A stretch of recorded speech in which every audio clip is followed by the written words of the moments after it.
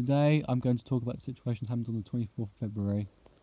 So this is a very difficult video to make or talk about because, well, first of all, it was a very traumatizing situation I had to put up with. But now that I feel comfortable talking about it, I feel like I should address it because people don't know what's been going on exactly and why I was taking a huge break from bus spotting, or why my bus spotting interest was dying and all that. But now I'll explain it here. So 24th of February, that's when the situation happened.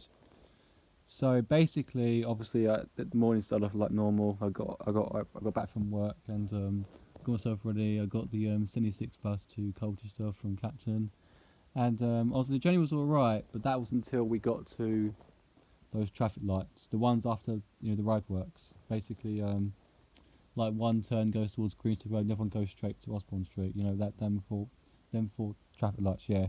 Basically, the whole story was someone jumped a red light, like they went past it, not knowing it was a green light or anything. They went past it, think it was all green light. They just went past it, went past the red light, and obviously there were people going past the other way where their light was green, and obviously the car was putting out in front of loads of people, and they luckily stopped. But then obviously the biker was coming past, and he hit the side of the car that was jumping the red light. Yeah, he hit the car that was jumping the red light on the side, and he literally flew off his bike onto the other side of the car, and he looked like he really injured himself. And there were literally loads of people literally surrounding the biker when it happened, checking if he was all right. And the car just kept going forwards when it happened. It was just. And I saw the whole thing as well because I was sat on the top deck of the bus at the front. And I was literally in the front of the queue where I was red. I saw the whole thing happen, and I was just in shock, and I just shouted "Oh my god!" really loudly, because I was that terrified, and I just said, "Yeah, what an idiot" after that as well. And when we got off the bus, I was all right, but all I could do was just think about that thing that happened. I couldn't get out of my head.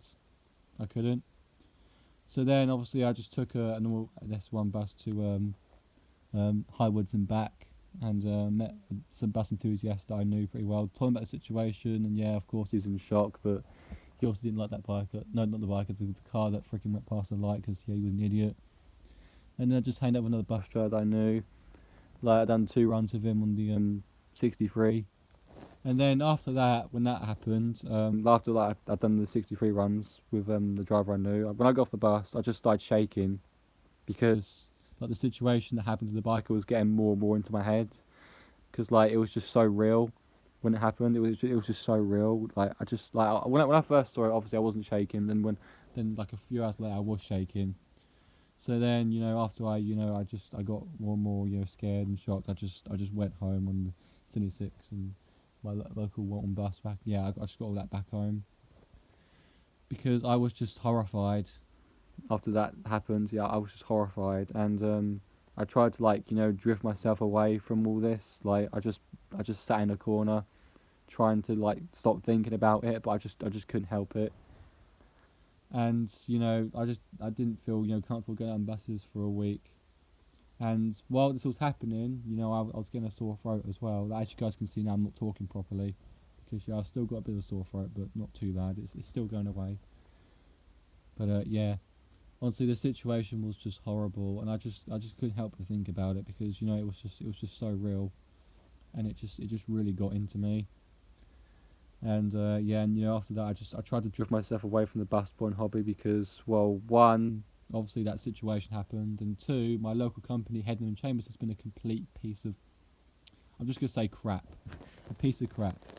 Basically the Headland and Clapton company, because, well, they've done way too many cancellations. They've delayed their buses for literally over 30 minutes, which is ridiculous. Now, if there's traffic and all that, I understand, but they do it for I don't know, way too long, and there's literally no reason for it. They just choose to leave early most of the time.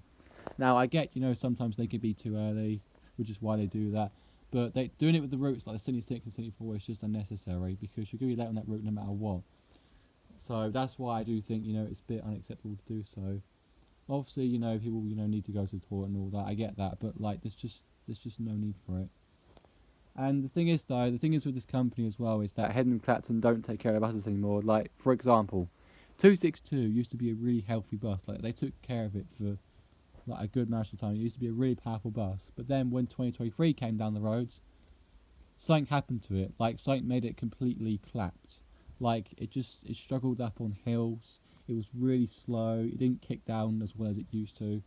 Literally, and that same thing's happened with loads of buses they've had, like 298, 266, and especially 268 as well. That's definitely clapped up.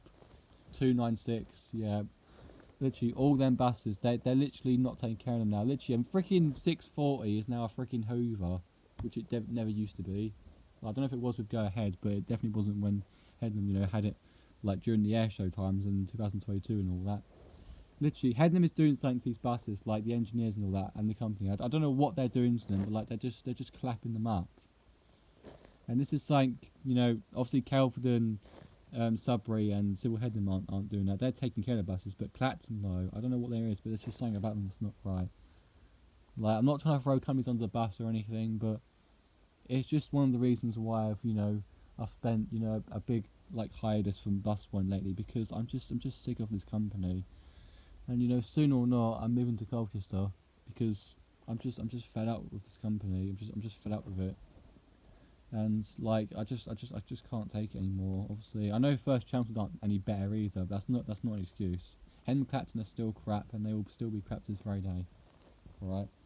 Like, what happened to when they used to be like a really good company? Literally, back in 2018, they used to be a better company than freaking First Clacton. But now look at them; they're turning into First Clacton. So like, what can I say? But yeah, that's basically one of the reasons why I was taking a hiatus from bus point. But the main reason was obviously the incident happened where the biker, you know, got run over. That's the main incident where, you know, I just took a break from bus point because it just really got into my head. It just screwed me over. And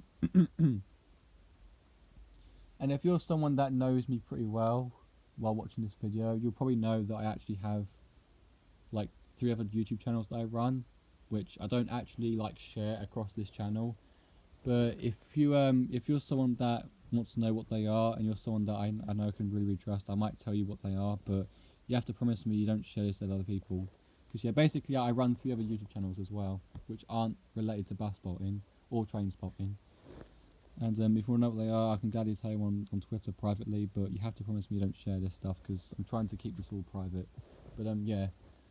So that's all I got to say about this video. Literally, I've been more active on those channels, that's why I thought I'd point that out as well.